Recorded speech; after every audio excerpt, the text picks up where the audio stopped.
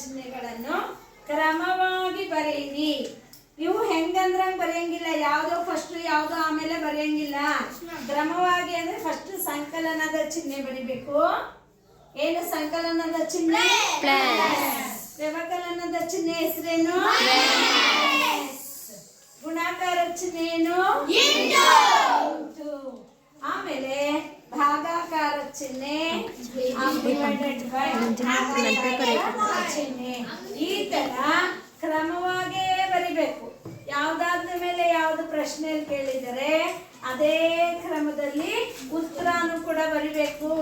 ಯಾವುದೇ ಪ್ರಶ್ನೆಯಲ್ಲಿ ಅದು ಯಾವುದೇ ಸೈನ್ಸ್ ಆಗಲಿ, ಮ್ಯಾಥ್ಸ್ ಆಗಲಿ, ಸೋಷಿಯಲ್ ಆಗಲಿ ಕ್ರಮವಾಗಿ ಬರೆಯಿರಿ ಅಂತ ಕೊಟ್ಟಾಗ ಏನಾದ್ರೂ ಇವಾಗ ರಾಜ್ಯಗಳ ಹೆಸರನ್ನ ಕೊಟ್ಬಿಟ್ಟು ಇವುಗಳ ರಾಜಧಾನಿಗಳನ್ನ ಕ್ರಮವಾಗಿ ಬರೆಯಿರಿ ಅಂದ್ರೆ ಫಸ್ಟ್ ಯಾವ್ದು ಕೇಳಿದರೆ ಅದ್ರದ್ದು ರಾಜಧಾನಿ ಬರಿಬೇಕು, ಆಮೇಲೆ ನೆಕ್ಸ್ಟ್ ಹಂಗ್ ಬರಿಬೇಕು. ಅದೇ ತರ ಸಂಕಲನದ ಚಿಹ್ನೆ ಪ್ಲಸ್, ವ್ಯವಕಲನದ ಚಿಹ್ನೆ ಮೈನಸ್, ಗುಣಾಕಾರದ ಚಿಹ್ನೆ ಭಾಗಾಕಾರದ ಚಿಹ್ನೆ ಡಿವೈಡೆಡ್ ಬೈ. ಅರ್ಥ ಆಯ್ತಾ? ಈ ತರ ಈ 4 ಚಿಹ್ನೆಗಳನ್ನ ಬರ್ದಿದ್ದೀರಲ್ಲ, ವೆರಿ ಗುಡ್. ಬರ್ದಿರೋರ್ಗೆಲ್ಲ ನಂದೊಂದು ಗುಡ್. ನೆಕ್ಸ್ಟ್ ಎರಡನೇ ಪ್ರಶ್ನೆ, ಸಂಕಲನದ ಸುಲಭ ರೂಪ ಯಾವುದು? ಸಂಕಲನದ ಸುಲಭ ರೂಪ ಯಾವುದು? ಯಾರು ಹೇಳ್ತಾ ಇರೋದು? ಗುಣಾಕಾರ. ಗುಣಾಕಾರ ಕರೆಕ್ಟ್. ಹೆಂಗೆ ಅಂತ ನೋಡಿ, ಈಗ ನಾವು ಎರಡನ್ನ 5 ಸಲ ಕೂಡೋ ಬದಲು 2 2 2 4 10 ಅಂತ ಎರಡನ್ನ 5 ಸಲ ಕೂಡೋ ಬದಲು ಎರಡನ್ನ 5 ಸಲ ಕೂಡೋ ಬದಲು ಎರಡನ್ನ 5ನ್ನ ಗುಣಿಸ್ಬಿಟ್ರೆ 10 ಬರುತ್ತೆ. ಎರಡನ್ನ 5 ಸಲ ಕೂಡೋ ಬದಲು ಎರಡನ್ನ 5ನ್ನ ಗುಣಿಸಿದ್ರೆ 2 5ಲಿ 10 ಬರುತ್ತೆ. ಸುಲಭವಾಗಿ ಬರುತ್ತೆ. ಅದಕ್ಕೆ ಸಂಕಲನದ ಸುಲಭ ರೂಪ ಗುಣಾಕಾರ. ಸಂಕಲನದ ಸುಲಭ ರೂಪ ಯಾವುದು? ಅರ್ಥ ಆಯ್ತದ ಎಲ್ಲರಿಗೂ? 1 ಸಲ 2 ಸಲ 5 ಸಲ 10 ಸಲ ಇದ್ರೆ ಬೇಕಾದ್ರೆ ಹೇಗೋ ಕೂಡ್ಕೋಬಹುದು. ಏನಾದ್ರೂ ಎರಡನ್ನ 100 ಸಲ ಕೊಟ್ಬಿಟ್ರೆ ಕೂಡುವಾಗ ಏನಾಗುತ್ತೆ? ಕನ್ಫ್ಯೂಸ್ ಆಗ್ಬಿಡುತ್ತೆ. ಅದ್ರ ಬದಲು 2 × 100 ಗುಣಿಸೋದು ತುಂಬಾ ಸುಲಭ. ಎರಡನ್ನ 100 ಸಲ ಕೂಡ್ಬೇಕಂದ್ರೆ ಎಷ್ಟು ಸಮಯ ತಗೊಳುತ್ತಲ್ಲ, ತುಂಬಾ ಸಮಯ ತಗೊಳುತ್ತೆ. ತುಂಬಾ ಗೊಂದಲ ಕೂಡ ಆಗುತ್ತೆ. 100 ಸಲ ಬರ್ಕೋಬೇಕು, ಒಂದೊಂದೇ ಮೇಲೆ ಇಟ್ಕೋಬೇಕು, ಕುಡ್ಕೊಂಡು ಹೋಗ್ಬೇಕು, ಎಲ್ಲ ಕನ್ಫ್ಯೂಷನ್ ಆಗುತ್ತೆ, ಲೇಟ್ ಆಗುತ್ತೆ. ಅದ್ರ ಬದಲು ಎರಡನ್ನ 100ರಿಂದ ಗುಣಿಸ್ಬಿಟ್ರೆ 2 100ಲಿ ಅಥವಾ 100 2ಲಿ 200. ಎರಡನ್ನ 100 ಸಲ ಕೂಡಿದ್ರೂ ಕೂಡ 200 ಬರೋದು. ಅರ್ಥ ಆಯ್ತಾ? ಸಂಕಲನದ ಸುಲಭ ರೂಪ ಗುಣಾಕಾರ. ಅದೇ ತರ ವ್ಯವಕಲನದ ಸುಲಭ ರೂಪ ಭಾಗಾಕಾರ. ವ್ಯವಕಲನದ ಸುಲಭ ರೂಪ ಭಾಗಾಕಾರ. ಯಾಕಂದ್ರೆ ಈಗ ನಮ್ಮ ಹತ್ರ 20 ಇದೆ. 20ರಲ್ಲಿ 4 4ನ್ನ ಕಳೀರಿ. 4ರಿಂದ 4 4ಕ್ಕೆ ಕಳೆದ್ರೆ ನಮ್ಗೆ 5 ಸಲ ಕಳಿಬೇಕಾಗತ್ತೆ ಅಲ್ವಾ? 20ರಲ್ಲಿ 4 ಕಳೆದ್ರೆ 16 ಉಳಿಯುತ್ತೆ. ಮತ್ತೆ 4 ಕಳೆದ್ರೆ 12, ಮತ್ತೆ 4 ಕಳೆದ್ರೆ 8, ಮತ್ತೆ 4 ಕಳೆದ್ರೆ 4, ಮತ್ತೆ 4 ಕಳೆದ್ರೆ 0 ಆಗೋದು. ಅಂದ್ರೆ 20ನ್ನ 4 4ಕ್ಕೆ ಕಳೆದ್ರೆ 5 ಸಲ ಕಳಿಬೇಕಾಗತ್ತೆ. ಅದ್ರ ಬದಲು ನಾವು 20ನ್ನ 4ರಿಂದ ಭಾಗಿಸ್ಬಿಟ್ರೆ ನಮ್ಗೆ 5 ಬರುತ್ತೆ. ನೇರವಾಗಿ ಒಂದೇ ಸಲ ಉತ್ತರ ಬಂದ್ಬಿಡುತ್ತೆ. ಈ ತರ ಚಿಕ್ಕದಾದ್ರೆ ನಾವ್ ಬೇಕಾದ್ರೆ ಕಳಿಯೋ ಲೆಕ್ಕ ಮಾಡ್ಬೋದು, ಇಲ್ಲ ಭಾಗಿಸೋದು ಮಾಡ್ಬೋದು. ದೊಡ್ಡದಾಗ್ಬಿಟ್ರೆ ಈಗ 1000ರಲ್ಲಿ 1000ನ 5ರಿಂದ ಕಳೀತಾ ಹೋಗಿ, 1000ದಲ್ಲಿ 5 5 ಕಳೀತಾ ಹೋಗಿ ಅಂದ್ರೆ 1000ದಲ್ಲಿ 5 ಕಳಿಬೇಕು 995 ಬರುತ್ತೆ. ಮತ್ತೆ 5 ಕಳಿಬೇಕು 990 ಬರುತ್ತೆ. ಮತ್ತೆ 5 ಕಳಿಬೇಕು 985 ಬರುತ್ತೆ. ಮತ್ತೆ 5 ಕಳಿಬೇಕು 980 ಬರುತ್ತೆ. ಯಾವಾಗ 0 ಬರೋದು? 1 ಸಲ ಕಳಿಬೇಕಾಗತ್ತೆ. ಎಷ್ಟು ಟೈಮ್ ಬೇಕಲ್ವಾ? ಅದರ ಬದಲು 1000ನ 5ರಿಂದ ಭಾಗಿಸ್ಬಿಟ್ರೆ ಈಸಿಯಾಗಿ 200 ಬಂದ್ಬಿಡುತ್ತೆ ಆನ್ಸರ್ ನಮ್ಗೆ. ಅರ್ಥ ಆಯ್ತಾ? ಅದಕ್ಕೆ ನಾವು ವ್ಯವಕಲನದ ಸುಲಭ ರೂಪ ಭಾಗಾಕಾರ. ವ್ಯವಕಲನ ಮಾಡ್ಬೋದು ಅಥವಾ ನಾವೇನ್ ಮಾಡ್ಬೋದು, ಭಾಗಾಕಾರ ಮಾಡಿ ಹೇಳ್ಬೋದು. ಇವಾಗ ನನ್ನ ಹತ್ರ 100 ರೂಪಾಯಿ ಇದೆ, 5 ಜನಕ್ಕೆ ಹಂಚಿ ಅಂತ ಹೇಳ್ತೀನಿ. 5 ಜನಕ್ಕೆ ಹಂಚಿದ್ರೆ ನೀವೇನ್ ಮಾಡ್ತೀರಾ? ನಿಮಗ್ ಗೊತ್ತಿಲ್ಲ ಎಷ್ಟೆಷ್ಟು ಬರುತ್ತೆ ಅಂತ, ನಿಮಗ್ ಗೊತ್ತೇ ಇಲ್ಲ ಎಷ್ಟೆಷ್ಟು ಬರುತ್ತೆ ಅಂತ ಏನ್ ಮಾಡ್ತೀರಾ? ಫಸ್ಟ್ 10 ಕೊಡ್ತೀರಾ, ಇನ್ನ 50 ಉಳಿಯುತ್ತೆ, ಮತ್ತೆ 10 ಕೊಡ್ತೀರಾ, ಆವಾಗ ಖಾಲಿ ಆಗುತ್ತೆ. ಅವಾಗ ಒಬ್ಬೊಬ್ರಿಗೆ ಎಷ್ಟೆಷ್ಟು ಬಂತು? ಅಥವಾ ಹಂಗೂ ಗೊತ್ತಾಗ್ಲಿಲ್ಲ ಅಂದ್ರೆ ಏನ್ ಮಾಡ್ತಾರೆ? ಫಸ್ಟ್ 1 ರೂಪಾಯಿ ಕೊಡ್ತಾರೆ, ತಿರ್ಗಾ 1 ರೂಪಾಯಿ ಕೊಡ್ತಾರೆ, ತಿರ್ಗಾ 1 ರೂಪಾಯಿ ಕೊಡ್ತಾರೆ. ಲಾಸ್ಟ್ ಅಲ್ಲಿ ನಿನ್ನ ಹತ್ರ ಎಷ್ಟು ಬಂತು? 20 ರೂಪಾಯಿ ಬಂತು. ಎಷ್ಟು ಕಷ್ಟ ಇದೆ ಅಲ್ವಾ? ಅದಕ್ಕೇನೆ ವ್ಯವಕಲನ ಮಾಡೋ ಬದಲು ಸುಲಭವಾಗಿ ಭಾಗಾಕಾರ ಮಾಡಿದ್ರೆ ನಮ್ಗೆ ಲೆಕ್ಕ ಸುಲಭವಾಗಿ, ಉತ್ತರ ನಮ್ಗೆ ಸುಲಭವಾಗಿ ಸಿಗತ್ತೆ. ಅದಕ್ಕೆ ಹೇಳೋದು ವ್ಯವಕಲನದ ಸುಲಭ ರೂಪ ಭಾಗಾಕಾರ. ಚೆನ್ನಾಗಿ ನೆನ್ಪಿಟ್ಕೊಳ್ಳಿ. ನೆಕ್ಸ್ಟ್, ಯಾವುದೇ ಸಂಖ್ಯೆ ಇರ್ಲಿ, ಅದಕ್ಕೆ 0ಯನ್ನು ಕೂಡಿದಾಗ ಯಾವ ಸಂಖ್ಯೆ ಇರುತ್ತೆ ಅದೇ ಸಂಖ್ಯೆ ಬರುತ್ತೆ. ಯಾವ ಸಂಖ್ಯೆ? ಈಗ ಫಾರ್ ಎಕ್ಸಾಂಪಲ್ ನೋಡಿ, ನಮ್ಮ ಹತ್ರ 25 ಇದೆ ಅಂದ್ರೆ ಅದಕ್ಕೆ 0ನ ಕೂಡಿದ್ರೆ ಮೊದಲು ಯಾವ್ದು ನಮ್ಮ ಹತ್ರ ಇರುತ್ತಲ್ಲ ಅದೇ ಸಂಖ್ಯೆ ಬರುತ್ತೆ. ಯಾವುದೇ ಸಂಖ್ಯೆಗೆ 0ನ ಕೂಡಿದಾಗ ಹಿಂದೆ ಯಾವ ಸಂಖ್ಯೆ ಇತ್ತು, ಮೊದಲು ಯಾವ ಸಂಖ್ಯೆ ಇತ್ತು ನಮ್ಮ ಹತ್ರ ಅಷ್ಟೇ ಇರುತ್ತೆ. ಗೊತ್ತಾಯ್ತಾ?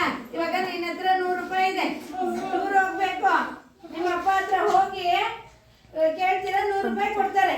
ನಿಮ್ಮ ಅಮ್ಮ ಹತ್ರ ಹೋಗ್ತೀರಾ, ಏನ್ ಮಾಡಿದ್ರೆ ಅವ್ರು 1 ರೂಪಾಯಿ ಕೊಡಲ್ಲ, ಏನು ಕೊಡಲ್ಲ. ಏನು ಕೊಡ್ಲಿಲ್ಲ ಅಂದ್ರೆ ಏನ? 0. ಏನು ಇಲ್ಲ ಅಂದ್ರೆ 0. ನನ್ನ ಹತ್ರ ಏನು ಇಲ್ಲ ಅಂದ್ರೆ ಏನ? 0. ಅರ್ಥ ಆಯ್ತಾ? ಏನು ಇಲ್ಲ ಅಂದ್ರೆ 0 ಕಣಣ್ಣ. 0 ಉಳಿಸ್ಕೋಬೇಕು ಅಥವಾ ಕಲಿಬೇಕು. ಏನು ಇಲ್ಲ 0. ಅರ್ಥ ಆಯ್ತಾ? ನಮ್ಮ ಹತ್ರ ಮೊದಲು ಏನಿತ್ತು ಅಷ್ಟೇ ಉಳ್ಕೊಳ್ಳುತ್ತೆ. ಗೊತ್ತಾಯ್ತಾ? ಯಾವುದೇ ಸಂಖ್ಯೆಗೆ 0ಯನ್ನು ಕೂಡಿದಾಗ ಯಾವ ಸಂಖ್ಯೆ ಬರುತ್ತೆ ಅಂದ್ರೆ ಹಿಂದೆ ನಮ್ಮ ಹತ್ರ ಯಾವ ಸಂಖ್ಯೆ ಇತ್ತು ಅದೇ ಸಂಖ್ಯೆ ಬರುತ್ತದೆ ಅಂತ ಬರಿಬೇಕು. ಗೊತ್ತಾಯ್ತಾ? ನೆಕ್ಸ್ಟ್, ಯಾವುದೇ ಸಂಖ್ಯೆಯನ್ನ 0ಯಿಂದ ಗುಣಿಸಿದಾಗ ಯಾವ ಸಂಖ್ಯೆ ಬರುತ್ತದೆ? ಈಗ ನಿಮ್ಮ ಹತ್ರ ಫಾರ್ ಎಕ್ಸಾಂಪಲ್ 50 ಇದೆ ಅನ್ಕೊಳ್ಳಿ, 50ನ್ನ 0ಯಿಂದ ಗುಣಿಸ್ತೀರಾ,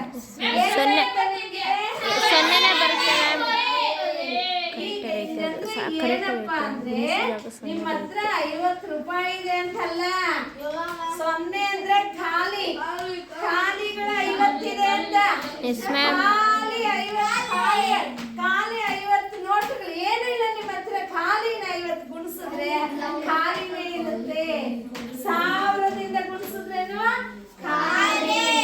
ಈಗ ನೀವು 100 ಜನದ ಹತ್ರ ಹೋಗಿ ಕೇಳ್ತೀರಾ, ನನ್ಗೆ ಏನಾದ್ರು ಕೊಡಿ ಕೊಡಿ ಕೊಡಿ, ಯಾರು ಏನು ಕೊಡಲ್ಲ. ಅವಾಗ ನಿಮ್ಮ ಹತ್ರ ಏನಿರುತ್ತೆ? 0. ಯಾರು ಏನು ಕೊಡ್ಲಿಲ್ಲ ಅಂದ್ರೆ 0 ಅಂದ್ರೆ ಯಾವುದೇ ಸಂಖ್ಯೆಯನ್ನ 0ಯಿಂದ ಗುಣಿಸಿದಾಗ ಯಾವ ಸಂಖ್ಯೆ ಬರುತ್ತೆ? 0. ಆದ್ರೆ 0ನ ಕೂಡಿದ್ರೆ 0 ಬರಲ್ಲ, ಅದೇ ಸಂಖ್ಯೆ ಬರುತ್ತೆ. ಆದ್ರೆ ಗುಣಿಸಿದ್ರೆ ಮಾತ್ರ ಯಾವುದೇ ಚಿಕ್ಕ ಸಂಖ್ಯೆ ಆಗ್ಲಿ ದೊಡ್ಡ ಸಂಖ್ಯೆ ಆಗ್ಲಿ 1000 ಲಕ್ಷ ಕೋಟಿ 0ಯಿಂದ ಗುಣಿಸಿದ್ರೆ ಎಲ್ಲ ಸೇರಿ 0 ಆಗುತ್ತೆ. ಅರ್ಥ ಮಾಡ್ಕೊಂಡ್ರ? ನೀವು 0ನ 50 ಸಲ ಗುಣಿಸ್ತಾ ಇದ್ದೀರಾ ಅಂತ ಅರ್ಥ. 0ನ 50 ಸಲ ಕೂಡ್ತಾ ಇದ್ದೀರಾ ಅಂತ ಅರ್ಥ. ಅರ್ಥ ಆಯ್ತಾ? ಗುಣಿಸೋದು ಅಂದ್ರೆ ಗೊತ್ತಾಯ್ತಾ? ಸೊ 0ನ 50 ಸಲ ಕೂಡ್ತಾ ಇದ್ದೀರಾ ಅಂದ್ರೆ 0ನೇ ಇರುತ್ತೆ. ಯಾಕಂದ್ರೆ ಗುಣಾಕಾರದ ಸಂಕಲನದ ಸುಲಭ ರೂಪ ಗುಣಾಕಾರ. ಸಂಕಲನ ಮಾಡೋ ಬದಲು ಗುಣಾಕಾರ ಮಾಡ್ತಾ ಇದೀವಿ. 0ನ 50 ಸಲ ಕೂಡೋ ಬದಲು 0ನ 50ನ ಗುಣಿಸ್ತಾ ಇದ್ದೀವಿ. 50 0ಗಳನ್ನ ಕೂಡಿದ್ರೆ ಏನಿರುತ್ತೆ? ಅರ್ಥ ಮಾಡ್ಕೊಂಡ್ರೆ ಇವಾಗ ಯಾಕೆ ಸೊನ್ನೆ ಅಂದ್ರೆ 50 ಸೊನ್ನೆಗಳನ್ನ ನೀವು ಕೂಡ್ತಾ ಇದ್ದೀರಾ. ಇದು ಗುಣಾಕಾರ ಮಾಡ್ತಾ ಇದ್ದೀರಿ. ಯಾಕಂದ್ರೆ ಗುಣಾಕಾರ ಸಂಕಲನದ ಸುಲಭ ರೂಪ. ಸೊನ್ನೆನ 0 + 0 0 0 + 0 0 0 + 0 0 50 ಸಲ ಕೂಡೋ ಬದಲು ಏನ್ ಮಾಡ್ತಾ ಇದೀವಿ, 50 ಸೊನ್ನೆನ ಗುಣಿಸ್ತಾ ಇದೀವಿ ಅಷ್ಟೇ. ನೀವು 0ನ 50 ಸಲ ಕೂಡಿದ್ರು ಸೊನ್ನೆನೆ, 0ನ 50ನ ಗುಣಿಸಿದ್ರೇನು ಸೊನ್ನೆನೆ. ಎರಡು ಒಂದೇ. 0ನ 50 ಸಲ ಕೂಡೋದು ಒಂದೇ, 0ನ 50ರಿಂದ ಗುಣಿಸೋದನ್ನ ಒಂದೇ. 50ರಿಂದ 0 ಗುಣಿಸಿದ್ರು 0, 0ನ 50ರಿಂದ ಗುಣಿಸಿದ್ರೇನು 0. 0 ಈ ಕಡೆ ಇದ್ರೇನು 0, 0 ಈ ಕಡೆ ಇದ್ರೇನು 0. 50 ಅದು ಕೂಡ 0ನೇ. 50 × 0 0, 0 × 50 0. ಅಂದ್ರೆ 50 ಸಲ ಸೊನ್ನೆಗಳನ್ನ ಕೂಡಿದ್ರೆ 0 ಬರುತ್ತೆ, ಸೊನ್ನೆಗಳನ್ನ 50 ಸಲ ಕೂಡಿದ್ರೇನು 0 ಬರುತ್ತೆ. ಅರ್ಥ ಆಯ್ತಾ? ಈಗ ಎಲ್ಲರಿಗೂ ಅರ್ಥ ಆಯ್ತಲ್ಲ? ಈಗ ಸಂಕಲನದ ಅನನ್ಯತಾಂಶ. ಅನನ್ಯತಾಂಶ ಅಂದ್ರೆ ಏನೂ ಬದಲಾವಣೆ ಆಗದೆ ಇರೋ ಸಂಖ್ಯೆ. ಯಾವುದೇ ಒಂದು ಸಂಕಲನ ಮಾಡಿದಾಗ ಅದರಲ್ಲಿ ಯಾವ ಬದಲಾವಣೆನೂ ಆಗದೆ ಇರುವಂತ ಸಂಖ್ಯೆ ಯಾವ್ದಪ್ಪ ಅಂದ್ರೆ ಸಂಕಲನದ ಅನನ್ಯತಾಂಶ. ಏನದು? 0. ಯಾಕಂದ್ರೆ ಯಾವುದೇ ಸಂಖ್ಯೆಗೆ 0ನ ಕೂಡಿದ್ರೆ ಅದೇ ಸಂಖ್ಯೆ ಇರುತ್ತೆ. ಅರ್ಥ ಆಯ್ತಾ? ಅದಕ್ಕೆ ಅನನ್ಯತಾಂಶ ಅಂದ್ರೆ ಏನು ಬದಲಾವಣೆ ಮಾಡೋದಿಲ್ಲ. ಸಂಕಲನದಲ್ಲಿ ಏನು ಬದಲಾವಣೆ ಮಾಡದೇ ಇರೋ ಸಂಖ್ಯೆ ಯಾವುದು? 0. ಅರ್ಥ ಮಾಡ್ಕೊಂಡ್ರ? ನೀವು ಯಾವುದೇ ಸಂಖ್ಯೆಗೆ 0ನ ಕೂಡಿದ್ರೆ ಅದೇ ಸಂಖ್ಯೆ ಬರುತ್ತೆ, ಯಾವ ಬದಲಾವಣೆನೂ ಆಗಲ್ಲ. ಅನನ್ಯತಾಂಶ ಅಂದ್ರೆ ಏನು ಬದಲಾವಣೆ ಮಾಡದೇ ಇರುವಂತ ಸಂಖ್ಯೆ. ಅನನ್ಯತಾಂಶ ಅಂದ್ರೆ ಏನು? ಏನು ಬದಲಾವಣೆ ಮಾಡದೇ ಇರೋ ಸಂಖ್ಯೆ. ಅದೇ ನೀವು ಸಂಕಲನದಲ್ಲಿ ಇವಾಗ 25ಕ್ಕೆ 1 ಕೂಡಿದ್ರೆ ಬದಲಾವಣೆ ಆಗಿ 26 ಆಗ್ಬಿಡ್ತಾ ಇತ್ತು ಅಲ್ವಾ? 2 ಕೂಡಿದ್ರೆ 27 ಆಗೋದು. ಆದ್ರೆ ಯಾವುದೇ ಸಂಖ್ಯೆಗೆ ನೀವು 0ನ ಕೂಡಿದ್ರೆ ಅದೇ ಸಂಖ್ಯೆ ಇರುತ್ತೆ. ಅದನ್ನೇ ನಾವು ಅನನ್ಯತಾಂಶ ಅಂತ ಹೇಳೋದು. ಅನನ್ಯ ಅಂದ್ರೆ ಬೇರೆ ಏನು ಮಾಡಕ್ಕಾಗಲ್ಲ, ಬೇರೆ ಯಾವ ಬದಲಾವಣೆಯನ್ನು ಮಾಡಕ್ ಆಗದೆ ಇರುವಂತ ಸಂಖ್ಯೆ ಯಾವುದಂದ್ರೆ 0. ಅದೇ ತರ ಇವಾಗ ನೀವು ಇದನ್ನ ಹೇಳ್ಬೋದು, ಸಂಕಲನದ ಅನನ್ಯತಾಂಶ 0. ಅಥವಾ ನಾವು ಇದರಲ್ಲಿ 0 ಅಂತ ಕೂಡ ಬರ್ಕೋಬೇಕಾಗುತ್ತೆ, ಅಕ್ಷರಗಳಲ್ಲೂ ಬರ್ಕೋಬೇಕು, ಕನ್ಫ್ಯೂಸ್ ಆಗ್ಬಿಡುತ್ತೆ. ಅದೇ ತರ ಇವಾಗ ನೀವೇ ಹೇಳಿ, ಗುಣಾಕಾರದ ಅನನ್ಯತಾಂಶ ಯಾವುದೇ ಸಂಖ್ಯೆಯಿಂದ ಗುಣಿಸಿದಾಗ ಅದೇ ಸಂಖ್ಯೆ ಇರುತ್ತೆ. ಈಗ ಯಾವುದೇ ಸಂಖ್ಯೆ ಇದೆ ನನ್ನ ಹತ್ರ, ಅದನ್ನ ಯಾವುದರಿಂದ ಗುಣಿಸಿದಾಗ ಅದೇ ಸಂಖ್ಯೆ ಬರುತ್ತೆ? ಯೋಚನೆ ಮಾಡಿ. ಈಗ ನನ್ನ ಹತ್ರ ಒಂದು 100 ರೂಪಾಯಿ ಇದೆ, 100 ಇದೆ, ತಪ್ಪು. ನನ್ನ ಹತ್ರ 100 ಇದೆ, ನನ್ನ ಹತ್ರ 100 ಇರ್ಬೇಕಂದ್ರೆ ಯಾವ್ದ್ರಿಂದ ಗುಣಿಸ್ಬೇಕು? ಮನೋಜ್ ಹೇಳ್ದ ಈಗ 1 ಅಲ್ವೋ? 0ಯಿಂದ ಗುಣಿಸಿದ್ರೆ 0 ಆಗುತ್ತೆ ಅಂತ ಅವಾಗ್ಲೇ ಹೇಳಿದ್ವಲ್ಲ. ವೇದಾಂತ ತಿರ್ಗಾ ಹೇಳ್ತಾ ಇದ್ಯಾ? ಯಾವುದೇ ಸಂಖ್ಯೆನ 0ಯಿಂದ ಗುಣಿಸಿದ್ರೆ 0 ಆಗ್ಬಿಡಲ್ವಾ? ಅದೇ ಸಂಖ್ಯೆ ಉಳ್ಕೊಳತ್ತಾ? ಅನನ್ಯತಾಂಶ ಅಂದ್ರೆ ಏನು ಬದಲಾವಣೆ ಆಗ್ಬಾರ್ದು. ಯಾವ್ದ್ರಿಂದ ಗುಣಿಸಿದ್ರೆ ಬದಲಾವಣೆ ಆಗಲ್ಲ? 1ರಿಂದ ಗುಣಿಸಿದ್ರೆ. ನಿನ್ನ ಹತ್ರ 10 ಇದೆ, 10ನ 1ರಿಂದ ಗುಣಿಸು, 10 ಇರುತ್ತೆ. 10 ಒಂದ್ಲಿ 10. ನಿನ್ನ ಹತ್ರ 15 ಇದೆ, ಅದನ್ನ 1ರಿಂದ ಗುಣಿಸು, 15 ಇರುತ್ತೆ. ನಿನ್ನ ಹತ್ರ 1 ಕೋಟಿ ಇದೆ, 1ರಿಂದ ಗುಣಿಸು, 1 ಕೋಟಿನೇ ಇರುತ್ತೆ. 1 ಲಕ್ಷ ಇದೆ, 50,000 ಇದೆ, ಎಷ್ಟಾದ್ರೂ ಇರ್ಲಿ ನಮ್ಮ ಹತ್ರ ಅನನ್ಯತಾಂಶ ಅಂದ್ರೆ ಅದರಲ್ಲಿ ಯಾವುದೇ ಬದಲಾವಣೆಯನ್ನು ಮಾಡದೇ ಇರುವಂತ ಸಂಖ್ಯೆ. ಯಾವ ಸಂಖ್ಯೆಯಿಂದ ಗುಣಿಸಿದ್ರೆ ಆ ಸಂಖ್ಯೆಯಲ್ಲಿ ಯಾವ ಬದಲಾವಣೆನೂ ಆಗಲ್ಲ ಅಂದ್ರೆ 1ರಿಂದ ಗುಣಿಸಿದಾಗ ಯಾವ ಬದಲಾವಣೆನೂ ಆಗಲ್ಲ. ಅದಕ್ಕೆ ಗುಣಾಕಾರದ ಅನನ್ಯತಾಂಶ 1. ಅರ್ಥ ಆಯ್ತಾ?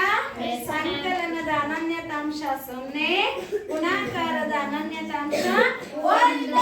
ಯಾಕಂದ್ರೆ ಯಾವುದೇ ಸಂಖ್ಯೆಗೆ 0ನ ಕೂಡಿದಾಗ ಅದೇ ಸಂಖ್ಯೆ ಉಳ್ಕೊಡುತ್ತೆ, ಯಾವ ಬದಲಾವಣೆನೂ ಆಗಲ್ಲ. ಯಾವುದೇ ಸಂಖ್ಯೆನ 1ರಿಂದ ಗುಣಿಸಿದಾಗ ಯಾವ ಬದಲಾವಣೆನೂ ಆಗಲ್ಲ, ಅದೇ ಸಂಖ್ಯೆ ಉಳ್ಕೊಳ್ಳೋದೆ. ಅದಕ್ಕೆ ಗುಣಾಕಾರದ ಅನನ್ಯತಾಂಶ 1. ಅರ್ಥ ಮಾಡ್ಕೊಂಡ್ರ?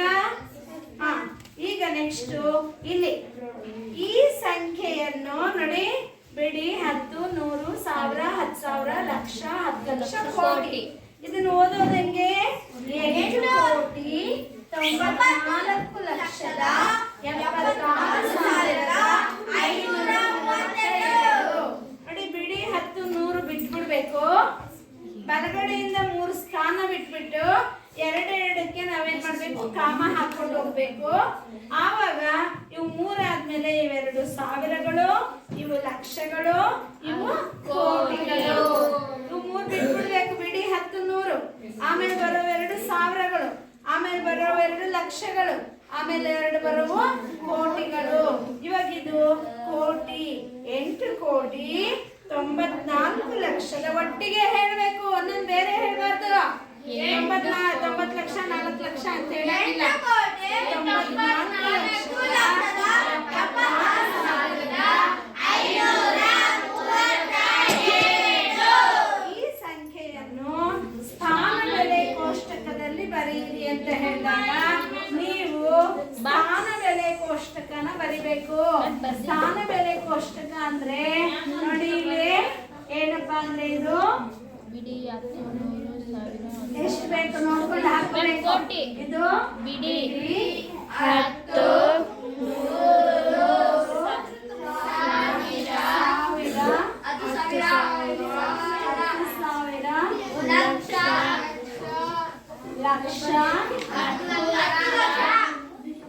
ಲಕ್ಷ ಕೋಟಿ. ನಮ್ಗೆ ಇಷ್ಟು ಬೇಕಾಗಿತ್ತು, ಇಷ್ಟು ಹಾಕೊಂಡಿದ್ದೀನಿ. ಇನ್ನ ಮುಂದಕ್ಕೆ ಬೇಕಂದ್ರೆ ಇನ್ನ ಮುಂದಕ್ಕೆ ಹಾಕೋಬೇಕು ನೀವು. 10 ಕೋಟಿ, 100 ಕೋಟಿ, 1000 ಕೋಟಿ, ಲಕ್ಷ ಕೋಟಿ, 10 ಲಕ್ಷ ಕೋಟಿ, ಕೋಟಿ ಕೋಟಿ ಹಂಗ ಹಾಕೋಬೇಕು ಬೇಕಂದ್ರೆ. ಈಗ ಇಲ್ಲಿ ಇದು ಯಾವ್ದು? ಇದು 8 ಕೋಟಿ ಅಲ್ಲ, ಕೋಟಿ ಸ್ಥಾನದಲ್ಲಿ 8 ಬರೀತೀನಿ. 94 ಲಕ್ಷ ಅಂದ್ರೆ ಇದು 10 ಲಕ್ಷ ಸ್ಥಾನ, ಇದು ಲಕ್ಷ ಸ್ಥಾನ. 10 ಲಕ್ಷ ಸ್ಥಾನದಲ್ಲಿ 9 ಬರೆದ್ರೆ 90 ಲಕ್ಷ, ಲಕ್ಷ ಸ್ಥಾನದಲ್ಲಿ 4 ಬರೆದ್ರೆ 4 ಲಕ್ಷ ಆಯ್ತು. 76,000 ಅಂದ್ರೆ 7 10,000 ಸ್ಥಾನದಲ್ಲಿ ಬರೆದ್ರೆ 70,000, 6,000 1000 ಜಾಗದಲ್ಲಿ ಬರೆದ್ರೆ 6,000. ಇನ್ನ 532. ಈಗ ನೋಡಿ, ಕೋಟಿ ಸ್ಥಾನದಲ್ಲಿ 8 ಇರೋದ್ರಿಂದ ಇದ್ರ ಬೆಲೆ ಎಷ್ಟು? 8. 9 ಯಾವ ಸ್ಥಾನದಲ್ಲಿದೆ? 9 ಯಾವ ಸ್ಥಾನದಲ್ಲಿದೆ? 9 10 ಲಕ್ಷ ಸ್ಥಾನದಲ್ಲಿ ಇರೋದ್ರಿಂದ 9 × 90 ಲಕ್ಷ. ಅರ್ಥ ಆಯ್ತಾ? ಇದ್ರ ಬೆಲೆ ಎಷ್ಟಂದ್ರೆ 9 10 ಲಕ್ಷ ಸ್ಥಾನದಲ್ಲಿ ಇರೋದ್ರಿಂದ 9 10 90 ಲಕ್ಷ. ಅರ್ಥ ಆಯ್ತಾ? 4 ಲಕ್ಷ ಸ್ಥಾನದಲ್ಲಿ ಇರೋದ್ರಿಂದ ಇದ್ರ ಬೆಲೆ 4 ಲಕ್ಷ. 7 10,000 ಸ್ಥಾನದಲ್ಲಿ ಇರೋದ್ರಿಂದ 70,000. 6,000 ಸ್ಥಾನದಲ್ಲಿ ಇರೋದ್ರಿಂದ ಅದ್ರ ಬೆಲೆ 6,000. 5 ಸ್ಥಾನದಲ್ಲಿದೆ 500. 10 3 10 ಸ್ಥಾನದಲ್ಲಿ ಇರೋದ್ರಿಂದ ಇದ್ರ ಬೆಲೆ 30.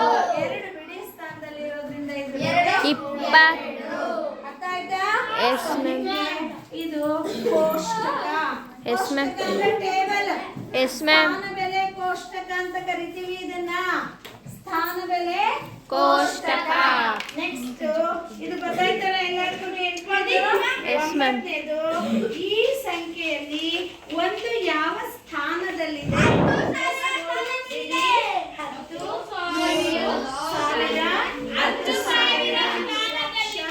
10 ಲಕ್ಷ. ಈಗ ಒಂದು ಯಾವ ಸ್ಥಾನದಲ್ಲಿದೆ? 10,000.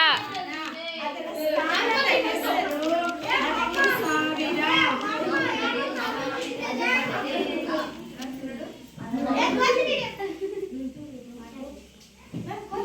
ಕಟ್ ಮಾಡು.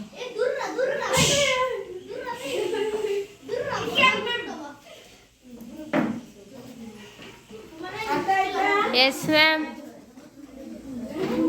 ಸೆಕೆಂಡ್ ಕಟ್ ಮಾಡೋಣ.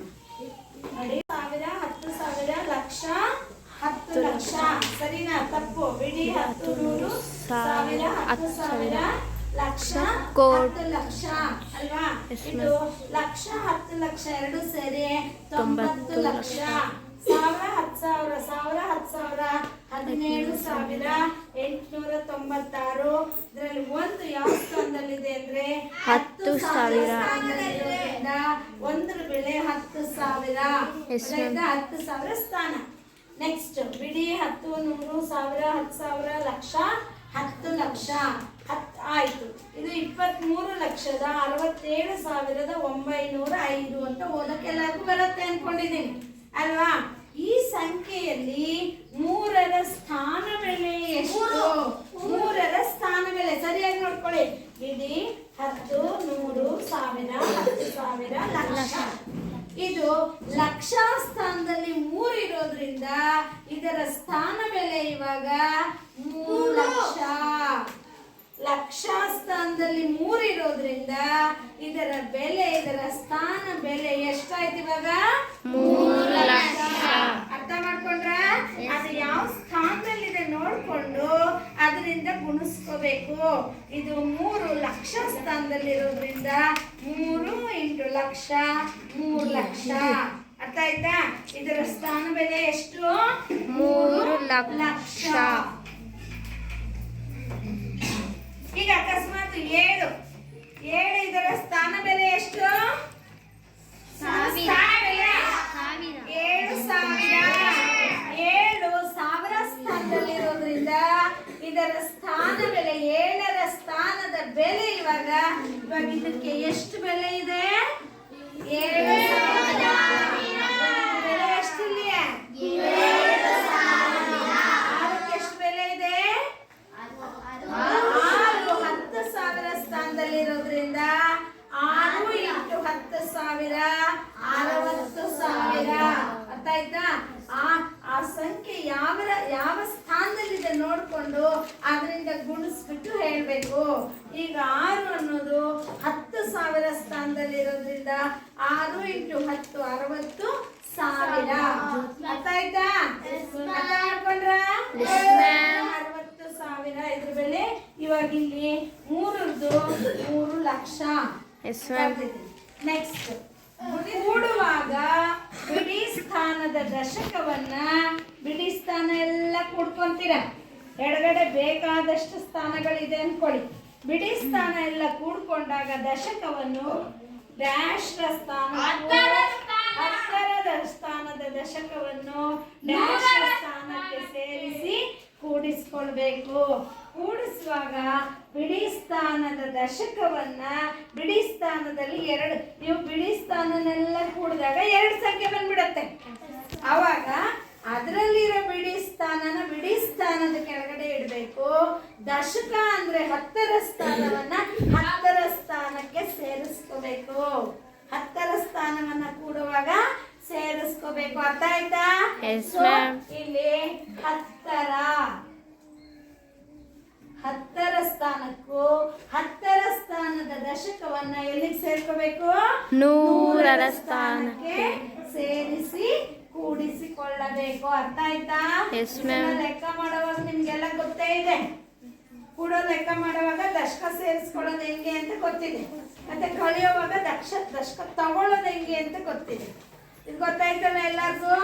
ನೆಕ್ಸ್ಟ್ ವ್ಯವಕಲನ ಮಾಡುವಾಗ ಕೆಳಗಿನ ಸಂಖ್ಯೆಗಿಂತ ಮೇಲಿನ ಸಂಖ್ಯೆ ಚಿಕ್ಕದಾಗಿದ್ದರೆ ಅದರ ಡ್ಯಾಶ್ ಸ್ಥಾನದಿಂದ ಡ್ಯಾಶ್ ತೆಗೆದುಕೊಳ್ಳಬೇಕು. ಅದರ ಇವಾಗ ಬಿಡಿ 10, 100, 1000, 10,000 ಇದೆ. ಈಗ ನಮ್ಗೆ ಬಿಡಿ ಸ್ಥಾನಕ್ಕೆ ದಶಕ ಬೇಕಂದ್ರೆ ಯಾವ ಸ್ಥಾನದಿಂದ ತಗೋತೀವಿ? ಅದರ ಮುಂದಿನ ಸ್ಥಾನ. ಬಿಡಿ ಸ್ಥಾನದ ಮುಂದಿನ ಸ್ಥಾನ ಯಾವುದು? 10ರ ಸ್ಥಾನ. ಅಂದ್ರೆ ವ್ಯವಕಲನ ಮಾಡುವಾಗ ಕೆಳಗಿನ ಸಂಖ್ಯೆಗಿಂತ ಮೇಲಿನ ಸಂಖ್ಯೆ ಚಿಕ್ಕದಾಗಿದ್ದರೆ ಅದರ ಮುಂದಿನ ಸ್ಥಾನದಿಂದ. ಗೊತ್ತಾಯ್ತಾ? ಮುಂದಿನ ಹಿಂದಿನ ಅರ್ಥ ಮಾಡ್ಕೋಬೇಕು. ಮುಂದಕ್ಕೆ ಹಿಂದಕ್ಕೆ. ಮುಂದೆ ಅಂದ್ರೆ ದೊಡ್ಡದಾಗ್ತಾ ಹೋಗೋದು. ಬಿಡಿ ಆದ್ಮೇಲೆ 10, 10 ಆದ್ಮೇಲೆ 100, 100 ಆದ್ಮೇಲೆ 1000. 100ಕ್ಕೆ ದಶಕ ಬೇಕಂದ್ರೆ 1000ದಿಂದ ತಗೋತೀರಾ. ಅರ್ಥ ಆಯ್ತಾ? ಸೊ ಮುಂದಿನ ಸ್ಥಾನದಿಂದ ದಶಕ ತೆಗೆದುಕೊಳ್ಳಬೇಕು. ಅರ್ಥ ಆಯ್ತಾ? ಹಿಂದಿಂದಲ್ಲ, ನಮಗ್ ಮುಂದೆ ಅಲ್ಲ, ಆ ನಂಬರ್ಗೆ ಮುಂದೆ, ನಂಬರ್ಗೆ ಹಿಂದೆ. ಅರ್ಥ ಆಯ್ತಾ? ಹಾಗೆ ಈಗ ನೆಕ್ಸ್ಟ್ ಇಲ್ಲಿ ಬಿಡಿ 10, 100, 1000, 10,000 ಲಕ್ಷ ಇದೆ. 5,67,450 ಇದೆ. ಇಲ್ಲಿ 6,65,450 ಇದೆ. ಇದರಲ್ಲಿ ಸೂಕ್ತ ಚಿಹ್ನೆ ಬರೀರಿ. ಸಮಾನ, ದೊಡ್ಡದ, ಚಿಕ್ಕದ, ಇವೆರಡು ಸಮ ಆದ್ರೆ ಸಮ ಚಿಹ್ನೆ ಬರಿಬೇಕು. ಇದೇನಾದ್ರೂ ದೊಡ್ಡದಾದ್ರೆ ದೊಡ್ಡದ್ರ ಚಿಹ್ನೆ ಬರಿಬೇಕು. ಇದೇನಾದ್ರೂ ಚಿಕ್ಕದಾದ್ರೆ ಚಿಕ್ಕದ್ರ ಚಿಹ್ನೆ ಬರಿಬೇಕು. ಇವಾಗ ಇದು ಇದಕ್ಕಿಂತ ಏನಾಗಿದೆ? ದೊಡ್ಡದಾಗಿದೆ. ಸೊ ಇದು ದೊಡ್ಡದಾಗಿರೋದ್ರಿಂದ ಚಿಹ್ನೆನ ಈ ತರ ಬರಿಬೇಕು. ದೊಡ್ಡ ಸಂಖ್ಯೆ ಚಿಕ್ಕ ಸಂಖ್ಯೆಯನ್ನ ಒಳಗಡೆ ತಗೊಳುತ್ತೆ. ಅರ್ಥ ಆಯ್ತಾ? ಇದು ಓಪನ್ ಇಟ್ಟಿರ್ಬೇಕು ದೊಡ್ಡದನ್ನ. ಯಾವ್ದು ದೊಡ್ಡ ಸಂಖ್ಯೆ ಇದೆ ಆ ಕಡೆ ಓಪನ್ ಇರ್ಬೇಕು, ಬಾಗಿಲು ತೆರೆದಂಗಿರ್ಬೇಕು. ದೊಡ್ಡ ಸಂಖ್ಯೆಯ ಕಡೆ ಬಾಗಿಲು ತೆರೆದ ಹಾಗೆ ಇರಬೇಕು. ಸಂಖ್ಯೆ ಚಿಕ್ಕದಾಗಿರೋದ್ರಿಂದ ಅದು ಆಲ್ರೆಡಿ ಕ್ಲೋಸ್ ಆಗಿರುತ್ತೆ. ಅರ್ಥ ಆಯ್ತಾ? ಅದಕ್ಕೆ ಈ ರೀತಿಯ ಚಿಹ್ನೆಯನ್ನ ಬಳಸಬೇಕು. ನೆಕ್ಸ್ಟ್ ಇದರಲ್ಲಿ ಇವುಗಳನ್ನ ಏರಿಕೆ ಕ್ರಮ ಹಾಗೂ ಇಳಿಕೆ ಕ್ರಮ ಎರಡೂ ಬರೀರಿ ಅಂತ ಹೇಳಿದಾಗ ನೋಡಿ, ಏರಿಕೆ ಕ್ರಮ ಬರೀತೀನಿ ಇಲ್ಲಿ. ಏರಿಕೆ ಕ್ರಮ ಬರೆಯುವಾಗ ಫಸ್ಟ್ ಇವೆರಡೆಲ್ಲಾ ಸಂಖ್ಯೆಗಳಲ್ಲಿ ದೊಡ್ಡದು ಬರಿಬೇಕಾ ಚಿಕ್ಕದು ಬರಿಬೇಕಾ? ಚಿಕ್ಕದು ಬರೆದು ದೊಡ್ಡದು ಮಾಡ್ಕೊಂಡು ಹೋದ್ರೆ ಇದು ಏರಿಕೆ ಕ್ರಮ. ಇಳಿಕೆ ಕ್ರಮ ಅಂದ್ರೆ ಫಸ್ಟ್ ದೊಡ್ಡ ಸಂಖ್ಯೆ ಬರೆದು ಆಮೇಲೆ ಚಿಕ್ಕದು ಮಾಡೋದು. ಏರಿಕೆ ಕ್ರಮ ಅಂದ್ರೆ ಫಸ್ಟ್ 1ನೇ ಮೆಟ್ಲು, 2ನೇ ಮೆಟ್ಲು, 3ನೇ ಮೆಟ್ಲು, 4, 5, 6, 7 ಅಂತ ಹಿಂಗೆ ಏರಿಸ್ಕೊಂಡು ಹೋಗೋದು. ಫಸ್ಟ್ ಚಿಕ್ಕದು ಏರ್ಬೇಕಂದ್ರೆ ಫಸ್ಟ್ ಚಿಕ್ಕದ್ರಿಂದ ಹೋಗೋದು. ಇಳಿಕೆ ಕ್ರಮ ಅಂದ್ರೆ ಫಸ್ಟ್ ಮೇಲೆ ಇರ್ತೀವಿ, ಆಮೇಲೆ ಚಿಕ್ಕದು ಕೆಳಗಡೆ ಬರ್ತೀವಿ. ಏರಿಕೆ ಕ್ರಮ, ಇಳಿಕೆ ಕ್ರಮ, ಇಳಿಕೆ. ಅರ್ಥ ಆಯ್ತಾ? ಈಗ ಸರಿಯಾಗಿ ನೋಡ್ಬಿಡಿ. ಎಲ್ಲಾದ್ರಲ್ಲೂ ಬಿಡಿ 10, 100, 1000, 10,000 ಲಕ್ಷ 6 ಸಂಖ್ಯೆಗಳಿದೆಯಾ? ಎಲ್ಲಾದ್ರಲ್ಲೂ 6 ಸಂಖ್ಯೆ ಇದೆ. ಇವಾಗ ಎಲ್ಲಾದ್ರಲ್ಲೂ 6 ಸಂಖ್ಯೆ ಇದೆ ಅಂದ್ಮೇಲೆ ನಮಗೆ ಈ ಕೊನೆ ಸ್ಥಾನದಲ್ಲಿ ಯಾವ ಸಂಖ್ಯೆಯ ಕೊನೆ ಸ್ಥಾನ ಏನಿದೆಯಲ್ಲ ಇದರಲ್ಲಿ ಚಿಕ್ಕ ಸಂಖ್ಯೆ ಇರುತ್ತೋ ಅದು ಚಿಕ್ಕದು. ಅರ್ಥ ಆಯ್ತಾ? ಇಲ್ಲಿ ಯಾವ್ದು ಚಿಕ್ಕದಿರುತ್ತ ಲಾಸ್ಟ್ ಅಲ್ಲಿ ಅದು ಚಿಕ್ಕದು. ಹಾಗಾದ್ರೆ ಇದ್ರಲ್ಲಿ ಚಿಕ್ಕದು ಯಾವ್ದು ನೋಡಿ? ಇದು ಚಿಕ್ಕದು ಅಲ್ವಾ? ಒಂದಾಯ್ತು. ನೆಕ್ಸ್ಟ್ ಯಾವ್ದು ಬರಬೇಕು? ಏರಿಕೆ ಕ್ರಮ ಅಂದ್ರೆ 1,66,659. ನೆಕ್ಸ್ಟ್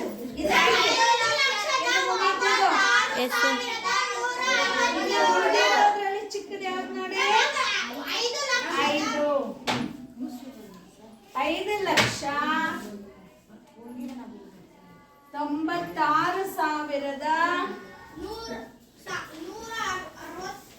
5,96,1. ನೆಕ್ಸ್ಟ್ ಇದಾಯ್ತು. ನೆಕ್ಸ್ಟ್ ಯಾವುದು? 6.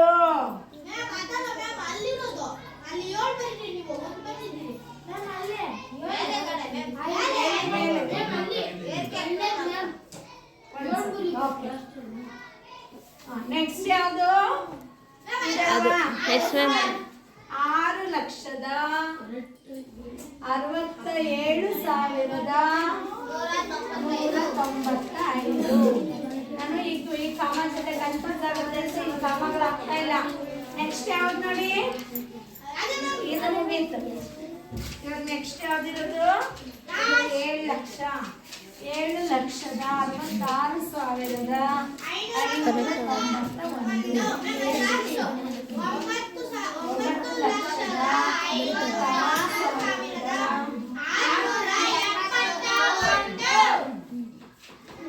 ಈ ತರ ಏರಿಕೆ ಕ್ರಮ ಬರೆದ ಮೇಲೆ ತುಂಬಾ ಸುಲಭ.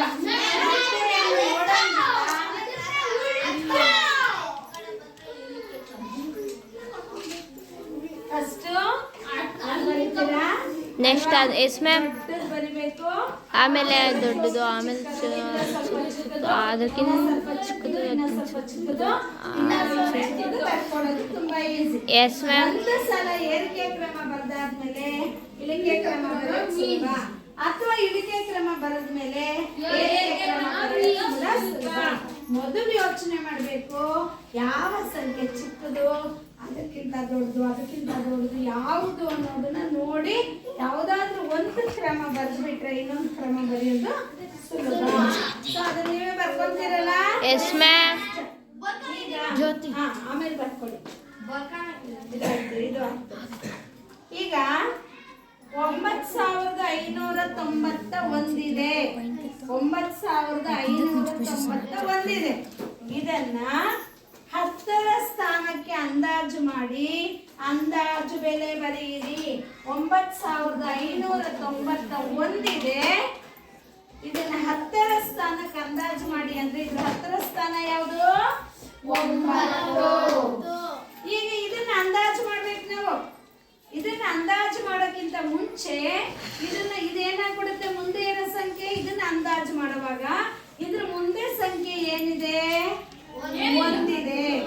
5ಕ್ಕಿಂತ ಕಡಿಮೆ ಇದ್ರೆ ಈ ಸಂಖ್ಯೆನ ಅಂದಾಜು ಮಾಡುವಾಗ ಇದ್ರ ಹಿಂದಿನ 2 ಸಂಖ್ಯೆಗಳನ್ನ ಹಾಗೆ ಬರ್ಕೋಬೇಕು. ಫಸ್ಟ್ ಅರ್ಥ ಮಾಡ್ಕೊಳ್ಳಿ. 10ರ ಸ್ಥಾನನ ಅಂದಾಜು ಮಾಡಿದ್ರೆ ಅಂದ್ರೆ 10ರ ಸ್ಥಾನನ ಗುರ್ತು ಮಾಡ್ಕೋಬೇಕು. ಅದರ ಹಿಂದಿನ ಸಂಖ್ಯೆಗಳಲ್ಲಿ ಯಾವುದು ಬದಲಾವಣೆ ಆಗಲ್ಲ, ಹಾಗೆ ಬರ್ಕೋಬೇಕು. ಈ ಸಂಖ್ಯೆನ ಅಂದಾಜು ಮಾಡ್ಬೇಕಂದ್ರೆ ಇದ್ರ ಮುಂದಿನ ಸಂಖ್ಯೆನ ನೋಡ್ಬೇಕು. ಅದರ ಮುಂದಿನ ಸಂಖ್ಯೆ 5ಕ್ಕಿಂತ ಚಿಕ್ಕದಾಗಿದ್ರೆ 0, 1, 2, 3, 4 ಈ 5 ಅಂಕಿಗಳಿದ್ರೆ ಇದನ್ನ ಒಂದು ಸಂಖ್ಯೆ ದೊಡ್ಡದು ಮಾಡ್ಕೋಬೇಕು. 5ಕ್ಕಿಂತ ಚಿಕ್ಕದಾಗಿದ್ರೆ 0, 1, 2, 3, 4 ಇದ್ರೆ ಇದೇನಿದೆ ಅದನ್ನೇ ಬರ್ಕೋಬೇಕು. ಅರ್ಥ ಆಯ್ತಾ? ಇದರ ಮುಂದಿನ ಸಂಖ್ಯೆಯನ್ನ ನೋಡಿ ಇದನ್ನ ಅಂದಾಜು ಮಾಡಬೇಕು. ಇದರ ಮುಂದಿನ ಸಂಖ್ಯೆ 5ಕ್ಕಿಂತ ಚಿಕ್ಕದಾಗಿರೋದ್ರಿಂದ ಇದನ್ನ 9 ಇದ್ರೆ 9 ಬರ್ಕೋಬೇಕು, 8 ಇದ್ರೆ 8 ಬರ್ಕೋಬೇಕು, ಎಷ್ಟಿದ್ರೆ ಅಷ್ಟು ಬರ್ಕೋಬೇಕು. ಅಕಸ್ಮಾತ್ ಇದು ದೊಡ್ಡದಾಗಿದ್ರೆ 9 ಇರೋದನ್ನ 10 ಮಾಡ್ಕೋಬೇಕು, ಇಲ್ಲಿ 0 ಹಾಕೋಬೇಕು, ಒಂದನ್ನು ತಗೊಂಡ್ಬಂದು ಇಲ್ಲಿ ಸೇರಿಸ್ಬೇಕು. ಅದು ಬೇರೆ ತರ ಇದೆ. ಅಕಸ್ಮಾತ್ ಇದೇನಾದ್ರೂ 2, 3, 4 ಇದ್ರೆ 2 ಇದ್ರೆ 3 ಆಗುತ್ತೆ, 3 ಇದ್ರೆ 4 ಆಗುತ್ತೆ. ಯಾವಾಗ ಇಲ್ಲಿ 5ಕ್ಕಿಂತ ಜಾಸ್ತಿ ಇದ್ರೆ, ಇವಾಗ ಅದೆಲ್ಲ ಇಲ್ಲ. ಇದು 1 ಇರೋದ್ರಿಂದ 9ನ್ನ ಅಂದಾಜು ಮಾಡಿದ್ಮೇಲೆ 9ಕ್ಕಿಂತ ಮುಂದೆ ಎಷ್ಟೇ ಸಂಖ್ಯೆ ಇರ್ಲಿ ಅವುಗಳನ್ನ ಏನ್ ಮಾಡ್ಕೋಬೇಕು? 0 ಬರ್ಕೋಬೇಕು. ಅರ್ಥ ಮಾಡ್ಕೊಂಡ್ರ? ಈಗ ಇನ್ನೊಂದು ನೋಡಿ,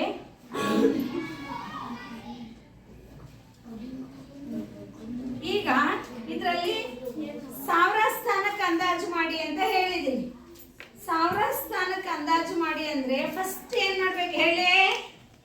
1000 ಸ್ಥಾನ ಯಾವುದು ಅಂತ ಗುರ್ತಿಸ್ಕೋಬೇಕು. ಆಮೇಲೆ 1000 ಸ್ಥಾನದಿಂದ ಹಿಂದೆ ಏನೇನಿದಾವಲ್ಲ ಅವನ್ನೆಲ್ಲ ಹಾಗೆ ಬರ್ಕೋಬೇಕು. ಅರ್ಥ ಆಯ್ತಾ? ಫಸ್ಟ್ ಇದನ್ನ ಗುರ್ತಿಸ್ಕೋಬೇಕು, ಅದ್ರ ಹಿಂದೆ ಇರೋವನ್ನ ಹಂಗೆ ಬರ್ಕೋಬೇಕು. ಆಮೇಲೆ ಇವಾಗ ಇದನ್ನ ಅಂದಾಜು ಮಾಡಬೇಕು. ಇದನ್ನ ಅಂದಾಜು ಮಾಡುವಾಗ ನೀವು ಅದರ ಮುಂದಿನ ಸಂಖ್ಯೆಯನ್ನ ನೋಡ್ಬೇಕು. ಅದರ ಮುಂದಿನ ಸಂಖ್ಯೆ ಏನಾದ್ರೂ 5 ಅಥವಾ 5ಕ್ಕಿಂತ ಹೆಚ್ಚಾಗಿದ್ರೆ ಈ ಸ್ಥಾನದಲ್ಲಿರೋ ಅಂಕಿನ 1 ಅಂಕಿ ಜಾಸ್ತಿ ಮಾಡ್ಕೋಬೇಕು. ಹೇಳಿರೋದನ್ನ ಏನ್ ಮಾಡ್ಬೇಕು? ಇದು 8 5ಕ್ಕಿಂತ ದೊಡ್ಡದಾಗಿರೋದ್ರಿಂದ 7ನ್ನ 8 ಅಂತ ಬರ್ಕೋಬೇಕು. 7ನ್ನ 8 ಅಂತ ಬರ್ಕೊಂಡ್ಮೇಲೆ 8 ಅಂದ್ರೆ ಇಲ್ಲಿರೋ 8 ಅಲ್ಲ, ಇಲ್ಲಿ 7ಕ್ಕೆ 5ಕ್ಕಿಂತ ಜಾಸ್ತಿ ಏನಾದ್ರೂ ಇರ್ಲಿ 7ನ್ನ 8 ಅಂತ ಬರ್ಕೋತೀರ. 8 ಬರ್ಕೊಂಡ್ಮೇಲೆ ಇವು 3ನ್ನ ಏನ್ ಮಾಡ್ಬೇಕು?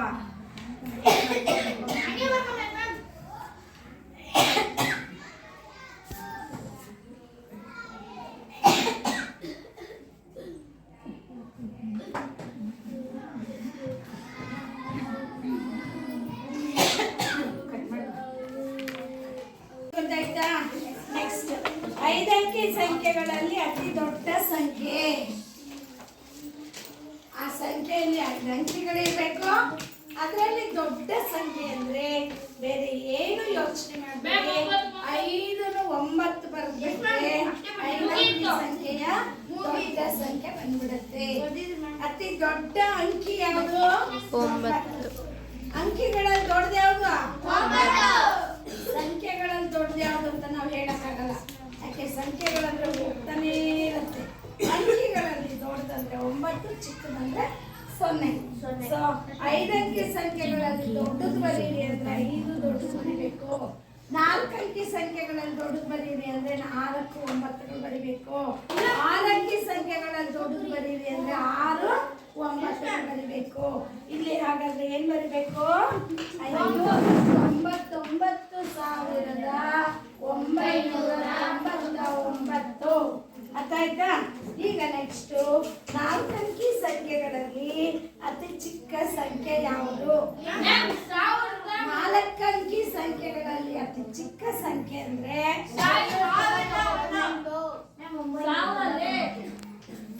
1, 0, 0, 0,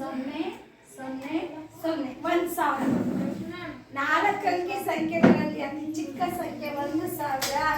ನೀ ಏನಾದ್ರೂ 1,000ಕ್ಕಿಂತ ಚಿಕ್ಕದೇನಾದ್ರೂ ಬರೆದ್ರೆ ಅದು 3 ಅಂಕಿ ಸಂಖ್ಯೆ ಆಗ್ಬಿಡುತ್ತೆ. ಅರ್ಥ ಆಯ್ತಾ? 5 ಅಂಕಿ ಸಂಖ್ಯೆಗಳಲ್ಲಿ ಚಿಕ್ಕದು ಯಾವುದು? 5 ಅಂಕಿ ಸಂಖ್ಯೆಗಳಲ್ಲಿ ಚಿಕ್ಕದು ಯಾವುದು? 5 ಅಂಕಿ ಇರ್ಬೇಕು, ಚಿಕ್ಕದಾಗಿರ್ಬೇಕು. 1, 0, 0, 0, 10,000. 5 ಅಂಕಿ ಸಂಖ್ಯೆಗಳಲ್ಲಿ ಚಿಕ್ಕದಂದ್ರೆ 1 ಬರಿಬೇಕು, ಇನ್ನೊಂದು 4 0 ಬರಿಬೇಕು.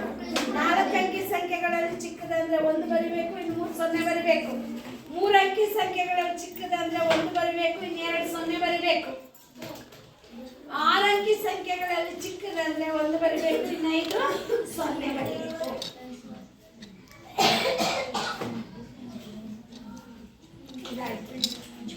ಈಗ ಇವುಗಳನ್ನ ಡ್ಯಾಶ್ ಎನ್ನುವರು.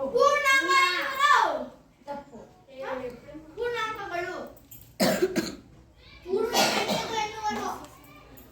ಇವುಗಳನ್ನ ಅಂಕಿಗಳು ಎನ್ನುವರು. ಅಂಕಿಗಳು ಏನಂತಾರೆ? ಅಂಕಿಗಳು. 9 ಇವುಗಳನ್ನ ಅಂಕಿಗಳು ಅಂತಾರೆ. 0ಯಿಂದ ಎಷ್ಟು? ಬರೀ 9ಕ್ಕೆ ನಿಲ್ಸಂಗಿಲ್ಲ, ಮುಂದಕ್ಕೆ ಹೋಗ್ತಾನೇ ಇದ್ರೆ ಅವನ್ನ ಪೂರ್ಣಾಂಕಗಳು ಅಂತ ಕರೆಯೋದು. ಅರ್ಥ ಆಯ್ತಾ? ಬರೀ 0ಯಿಂದ 9, 10 ಅಂಕಿಗಳಿದ್ರೆ ಅವುಗಳನ್ನ ಅಂಕಿಗಳು ಎನ್ನುವರು. ಅದ್ರ ಮುಂದೆ 10ಕ್ಕಿಂತ ಹೆಚ್ಚಾಗಿ ನಂಬರ್ ಇದ್ರೆ ಅವನ್ನ ಸಂಖ್ಯೆ ಅಂತ ಕರೀತಾರೆ. ಇವಾಗ 6 ಅಂಕಿನ ಸಂಖ್ಯೆನ? ಅಂಕಿ. 26 ಸಂಖ್ಯೆ. ಯಾಕಂದ್ರೆ 26ರಲ್ಲಿ 2 ಅಂಕಿಗಳಿವೆ. ಒಂದೇ ಒಂದಿದ್ರೆ ಅಂಕಿ, 2ಕ್ಕಿಂತ ಜಾಸ್ತಿ ಇದ್ರೆ ಸಂಖ್ಯೆ. ನೆನ್ಪಿಟ್ಕೋತೀರಲ್ಲ? ಇದಿದೆ ನೋಡಿ. ಈ 5 ಅಂಕಿಗಳನ್ನ ಬಳಸಿ ಬರೆಯಬಹುದಾದ ಅತ್ಯಂತ ಚಿಕ್ಕ ಸಂಖ್ಯೆ. ಈಗ 0 ಇದೆ ಅಂದಮೇಲೆ, ಯಾವುದೇ ಸಂಖ್ಯೆಯಲ್ಲಿ 0 ಇದೆ ಅಂದಮೇಲೆ ಅದನ್ನ ನೀವು ಫಸ್ಟ್ ಬರೆದ್ಬಿಟ್ರೆ, ಉಳಿದಿರೋವನ್ನ ಬರೆದ್ರೆ ನೀವು ಇದು ಬರೀ 5 ಅಂಕಿ ಸಂಖ್ಯೆ ಆಗುತ್ತೆ. ನಾವು 6 ಅಂಕಿ ಕೊಟ್ಟಿದ್ದೀವಿ. ಎಷ್ಟು ಅಂಕಿ ಕೊಟ್ಟಿದ್ದಾರೆ ಇಲ್ಲಿ? 5 ಅಂಕಿ ಕೊಟ್ಟಿದ್ದಾರೆ. ಅದ್ರಲ್ಲಿ ನೀವು 0ನ ಮೊದಲು ಬರೆದ್ಬಿಟ್ರೆ ಇನ್ನು ಉಳಿದವನ್ನೆಲ್ಲ ಬರೆದ್ರೆ ಬರೀ 4 ಅಂಕಿ ಸಂಖ್ಯೆ ಆಗುತ್ತೆ. ಅರ್ಥ ಆಯ್ತಾ? 0ಗೆ ಬೆಲೆ ಇರಲ್ಲ. 0ನ ಫಸ್ಟ್ ಬರೆದ್ರೆ ಬೆಲೆ ಇಲ್ಲ. ಅದಕ್ಕೆ ಫಸ್ಟ್ 0ನ ಬಿಟ್ಟು ಉಳಿದಿರೋದು ಯಾವುದು ಚಿಕ್ಕದ ಅಂಕಿ ಇದೆ ನೋಡಿ, ಫಸ್ಟ್ 1 ಬರ್ಕೋತೀರಾ, ಆಮೇಲೆ 0 ಬರಿಬೇಕು. ಅರ್ಥ ಆಯ್ತಾ? Yes ma'am. ಫಸ್ಟ್ 0ನ ಬಿಟ್ಟು ಯಾವ್ದು ಚಿಕ್ಕದಿದೆ ಅದನ್ನ ಬರಿಬೇಕು. ಆಮೇಲೆ ಫಸ್ಟ್ ಬರೆದು ಆಮೇಲೆ 0ನ ಕಂಪಲ್ಸರಿ ಆಮೇಲೆ 0 ಹಾಕೋಬೇಕು. ಆಮೇಲೆ ಇನ್ನು 3 ಇದಾವೆ. ಯಾವುವು? 2, 7, 6. ನೆಕ್ಸ್ಟ್ ಯಾವ್ದಾಗಿ ಚಿಕ್ಕದಿದೆ? 2. ಆಮೇಲೆ 6. ಆಮೇಲೆ 7. ಈ ತರ ಬರಿಬೇಕು 0 ಕೊಟ್ಟಾಗ. 5 ಅಂಕಿಗಳನ್ನ ಬಳಸಿ ಚಿಕ್ಕ ಸಂಖ್ಯೆ ಬರೀರಿ ಅಂದ್ರೆ ನೀವು ಫಸ್ಟ್ ಚಿಕ್ಕ ಸಂಖ್ಯೆ ಯಾವ್ದು ಅದನ್ನ ಬರ್ಕೋಬೇಕು, ಆಮೇಲೆ 0ನ ಹಾಕೋಬೇಕು ಮಧ್ಯಕ್ಕೆ. 2ನೇ ನಂಬರ್ ಅಲ್ಲೇ ಹಾಕೋಬೇಕು, ಇನ್ನೆಲ್ಲೂ ಹಾಕೋಬೇಕು. ಅವಾಗ ನಿಮ್ಮದು 5 ಅಂಕೆಗಳಲ್ಲಿ ಬರೀಬಹುದಾದ ಅತ್ಯಂತ ಚಿಕ್ಕ ಸಂಖ್ಯೆ ಬರುತ್ತೆ. ನೆಕ್ಸ್ಟ್ 5 ರೂಪಾಯಿಗೆ ಡ್ಯಾಶ್ ಪೈಸೆಗಳು 5 ಪೈಸೆ. ಗುಡ್. ಯಾಕಂದ್ರೆ 1 ರೂಪಾಯಿಗೆ 1 ರೂಪಾಯಿಗೆ 100 ಪೈಸೆ ಆದ್ರೆ 5 ರೂಪಾಯಿಗೆ 500 ಪೈಸೆ. 400 ಪೈಸೆಗೆ ಎಷ್ಟು ರೂಪಾಯಿ? 400 ಪೈಸೆಗೆ ಎಷ್ಟು ರೂಪಾಯಿ? 250 ಪೈಸೆಗೆ ಎಷ್ಟು ರೂಪಾಯಿ? 50,000 ಪೈಸೆಗೆ ಎಷ್ಟು ರೂಪಾಯಿ? 500 ಅಷ್ಟು ಸೊನ್ನೆ ಬಿಟ್ಟು ಹೇಳೋದಷ್ಟೇ. 100ಕ್ಕೆ 1 ಆದ್ರೆ ನೋಡಿ 100ಕ್ಕೆ 1 ಅಂದ್ರೆ 2 ಸೊನ್ನೆ ಬಿಟ್ಟು ಹೇಳಬೇಕು. ಅದೇ ತರ ಇವಾಗ 50,000 ರೂಪಾಯಿಗೆ ಎಷ್ಟು ರೂಪಾಯಿ? 50,000 ಪೈಸೆಗೆ ಎಷ್ಟು ಅಂದ್ರೆ ಲಾಸ್ಟ್ 2 ಸೊನ್ನೆ ಬಿಟ್ಟರೆ 500 ಇರುತ್ತೆ. 500 ರೂಪಾಯಿ ಅಂತ ಹೇಳ್ಬೇಕು. ಅರ್ಥ ಆಯ್ತಾ? 100 ಪೈಸೆಗೆ 1 ರೂಪಾಯಿ ಆದ್ರೆ 50,000 ಪೈಸೆಗೆ ಎಷ್ಟು ಅಂದ್ರೆ 100 ಪೈಸೆ ಅಂದ್ರೆ 2 ಸೊನ್ನೆ ಬಿಟ್ಟು 1 ಮಾತ್ರ ಹೇಳ್ತೀವಿ. ಅದೇ ತರ 50,000 ಪೈಸೆ ಅಂದ್ರೆ ಕೊನೆ 2 ಸೊನ್ನೆ, ಒಟ್ಟಿನಲ್ಲಿ ಬಿಡಿ 10 2 ಸೊನ್ನೆ ಬಿಟ್ಬಿಟ್ಟು ಉಳಿದಿದ್ದನ್ನ ಹೇಳಿದ್ರೆ ರೂಪಾಯಿಗಳಲ್ಲಿ ಬರುತ್ತೆ. ಈಸಿಯಾಗಿ ಹೇಳೋದು. ಆಯ್ತಾ? 50,000 ಪೈಸೆಗೆ 500 ರೂಪಾಯಿ. ಆಮೇಲೆ 1000 ಪೈಸೆಗೆ 1000 ರೂಪಾಯಿ. 1000 ಪೈಸೆಗೆ 1000 ಪೈಸೆಗೆ 2 ಬಿಟ್ರೆ 10 ರೂಪಾಯಿ. ಸ್ವಲ್ಪ ಪ್ರಜ್ಞೆ ಇಟ್ಕೊಂಡು ಯೋಚನೆ ಮಾಡಿ ಆಮೇಲೆ ಉತ್ತರ ಹೇಳಿ. ಏನು ಅರ್ಜೆಂಟ್ ಇಲ್ಲ. ಅರ್ಥ ಆಯ್ತಾ?